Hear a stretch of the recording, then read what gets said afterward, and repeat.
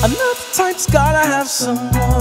I'm not the type's gotta. Hey everybody, it's time for another edition of our couples chat, and today we are talking about whether or not this whole interracial, multiracial family thing is a movement, because I've been getting a lot of comments. I got an email the other day from this guy who labeled it as a movement. What do you think about that? Never heard that before, but obviously, you know, as time has gone on, as you see more and more interracial families and couples, and you know, I guess here where we are in New York, Yeah. it's very, you know, prevalent, but I'm sure other parts of the country it's not so much. But it definitely seems like something that you see a lot more on TV and in the, you know, advertising and things like that. But what do you feel about, like, now that there are like more commercials and stuff? I think that's kind of where, you know, this movement term is like where it's coming from, right? Yeah, I think it's great. I mean, it's you don't see, you haven't seen a couple like us on those commercials. Sometimes it's, you know, it's usually like maybe like a white guy and like a light skin, or you know, like, yeah. But yeah, it's good though.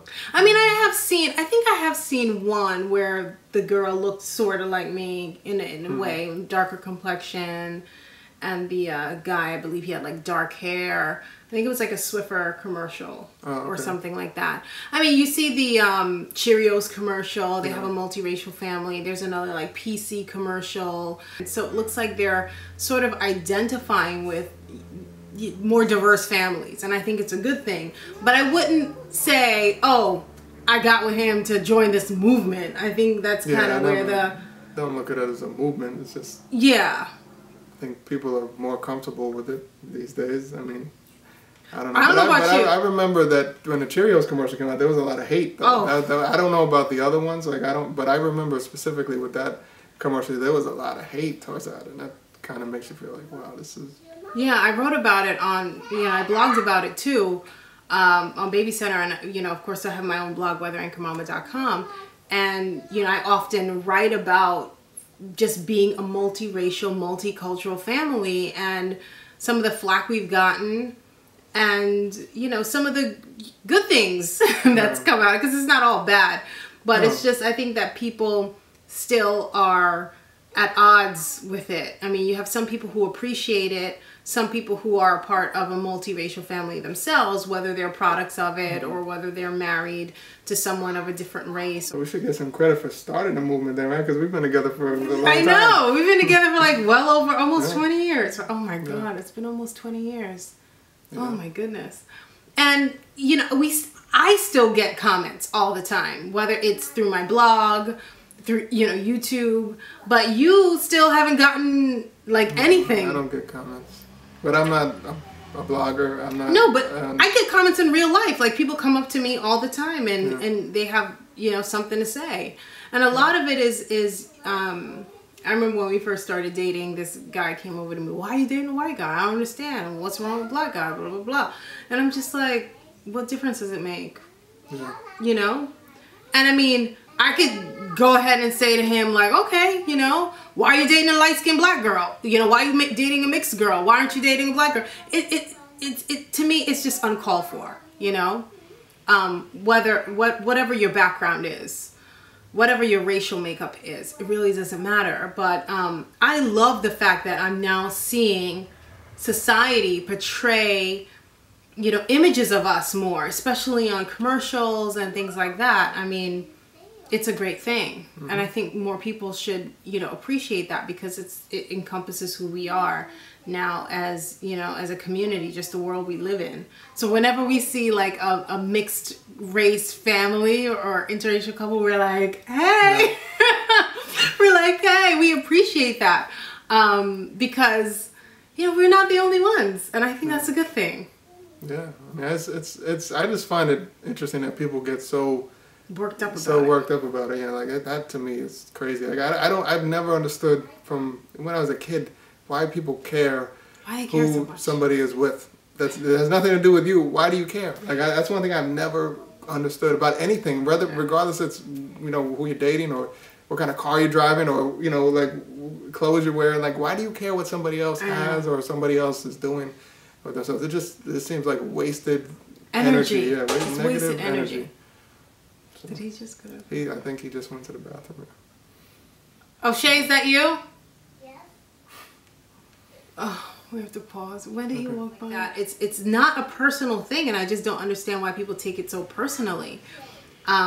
This one guy, as I mentioned, he emailed me the other day, and he was just like, you know, I'm a good guy, and you know, I'm seeing this whole movement take place where black women, good-looking black women, are dating outside of their race, and you know, he feels like he's getting left behind and not appreciated. And I'm like, I felt bad for this guy, but I had to be honest and say, look, there's nothing wrong with you. You just haven't met the right girl yet. And believe it or not, she may come in a different color. Just open your heart, you know, don't settle. Just be open to love in whatever shape or form it may come in. It's a different world though too. Like I mean, like I said, we got together before the way people did back in the days, like before the internet. We didn't meet on the dating site or anything. So I imagine it's got to be difficult these days, especially with, you know, like Twitter and Instagram and all this stuff. Like it's not easy to meet somebody that you're compatible with and that you are on the same page. But yeah, it happens. And I mean, as far as this movement is concerned, if it is a movement, I embrace it because, you know, just like, you know, I was a little black girl growing up, not seeing people who looked like me on TV, very sparse. Or in magazines, you have like maybe one black actress and one black model or two or something like that. Now we're seeing more people that are representative of us, and it's still not enough. I mean, we still have a long way to go. So there's still way too much hate in the world, and people that, you know, don't get along for no reason at all. And you see that a lot post-election. It seems like it's come out even worse. I mean, obviously it was there before, but it seems like the hate is it's more in your face, and my God! But that's an issue. It's a it's a big issue. That's a lot of people. That's an issue that a lot of people have, is because of the outcome of the election. They think that the racism will be more in your face because it's reflective of the person who won. Whether that's true or not, I don't know. You know, I think the hatred, the bigotry, all that stuff, I've seen before, during, after. And unfortunately, it will continue to see tomorrow. Just hopefully it decreases as time continues to go.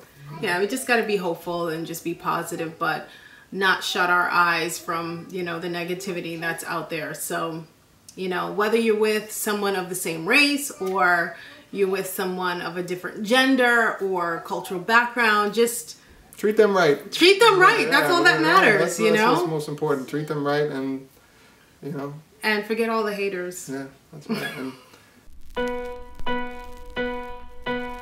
I'm not the type's gotta have someone. I'm not the type's gotta be in love. I had a lot of people come and go, and plus anyway, I'm used to being solo.